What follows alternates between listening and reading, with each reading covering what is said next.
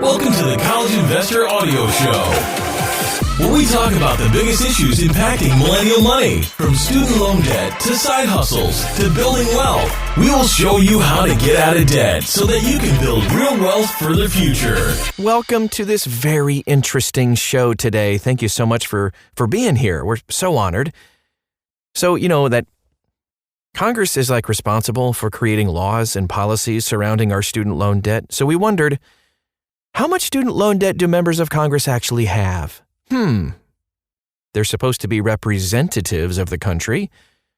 So can members of Congress actually relate to the struggles of millions of student loan borrowers in this country?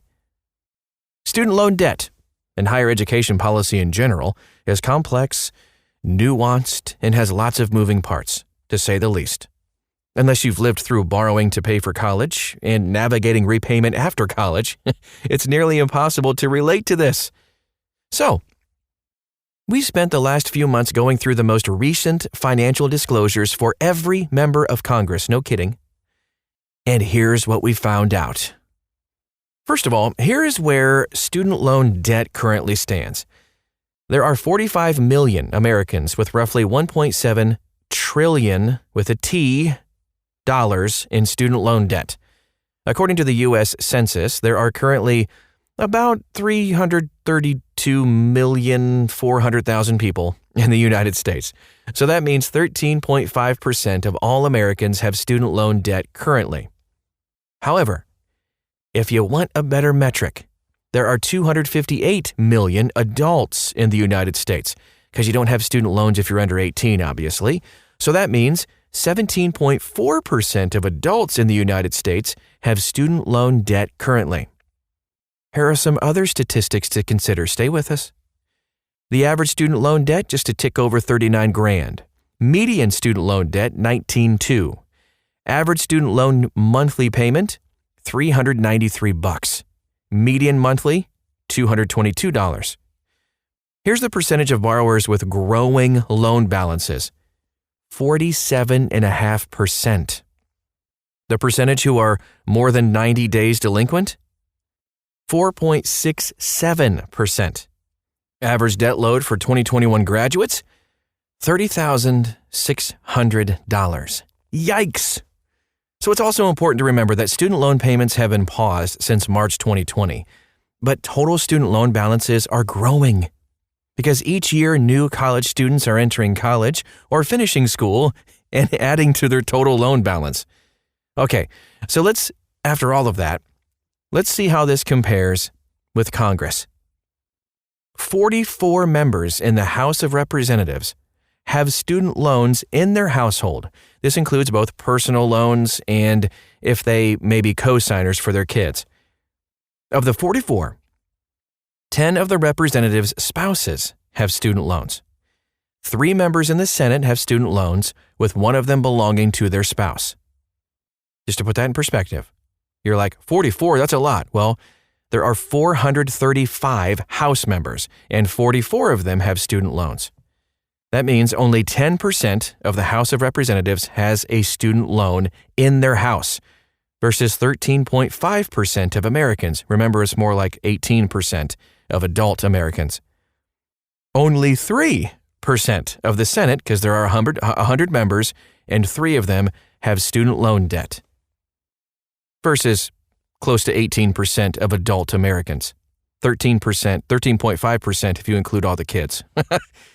It does appear that the median amount of student loan debt reported by Congress does align and actually skews a little bit higher than the average American, with 24 members of Congress reporting between $15,000 and $50,000 in student loan debt in their household.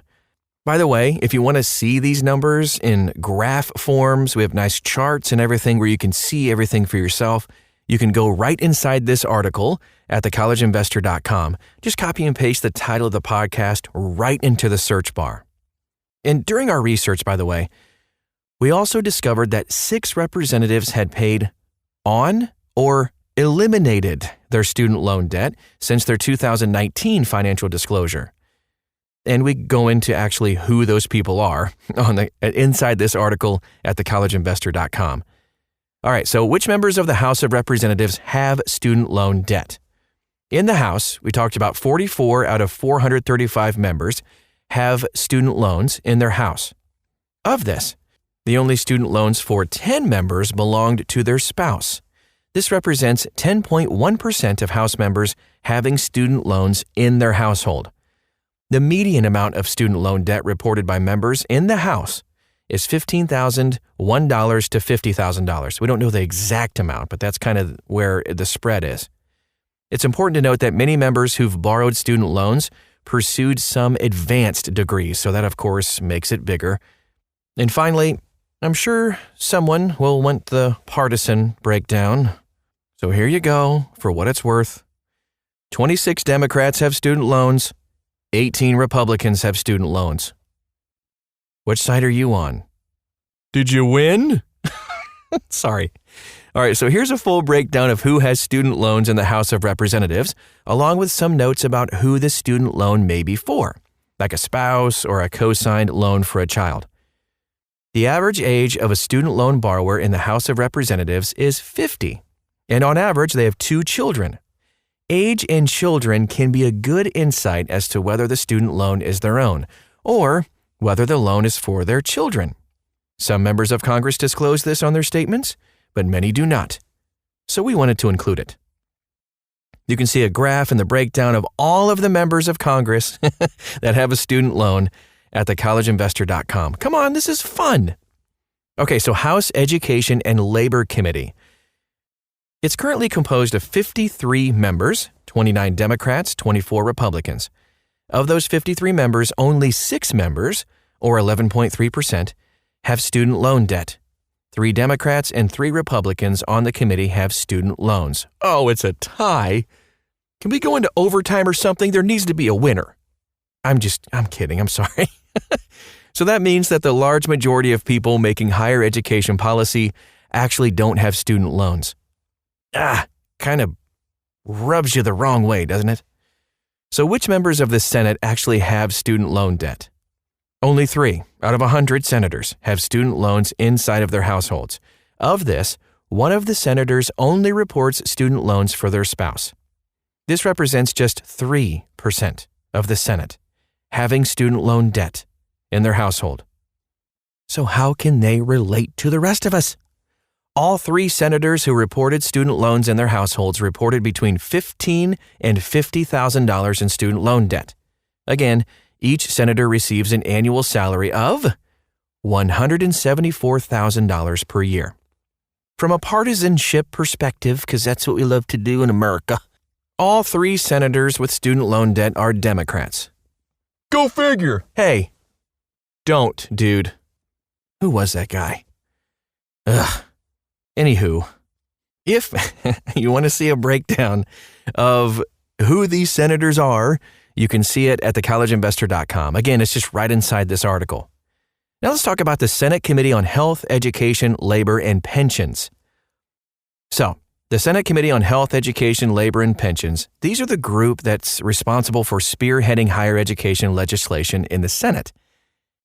This is the partner of the group in the House that would also oversee higher education topics.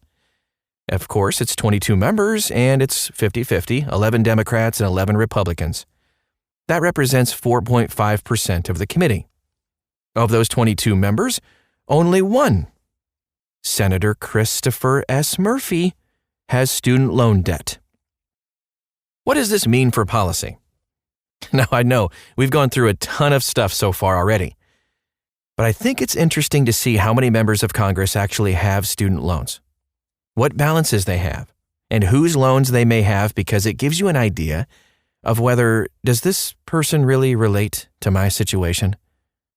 When we're having policy discussions on reforming student loans, that's like financial aid, student loan forgiveness, and more, it's important to understand if those in power and those making policy even fully understand the whole scenario, the math, and the psychology.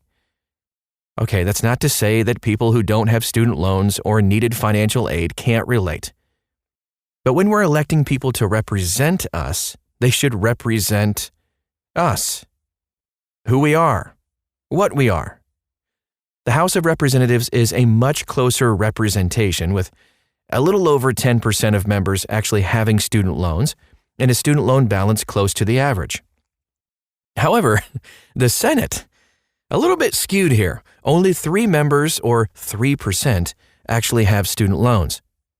So as we continue to ask our representatives to fix the higher education and student loan system, we also need to keep this relatability in mind.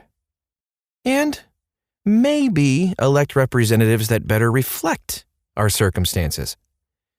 And that is our show for today. You know that it was not partisan by any stretch of the imagination. So please delete the hate email that you're already writing and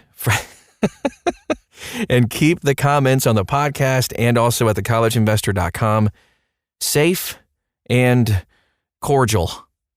Thanks so much for stopping by today. If you want to dig a little bit deeper into these numbers, look a little bit more into this, you can certainly do that at thecollegeinvestor.com. Again, all you have to do is copy and paste the title of the podcast into the search bar, and you'll find it.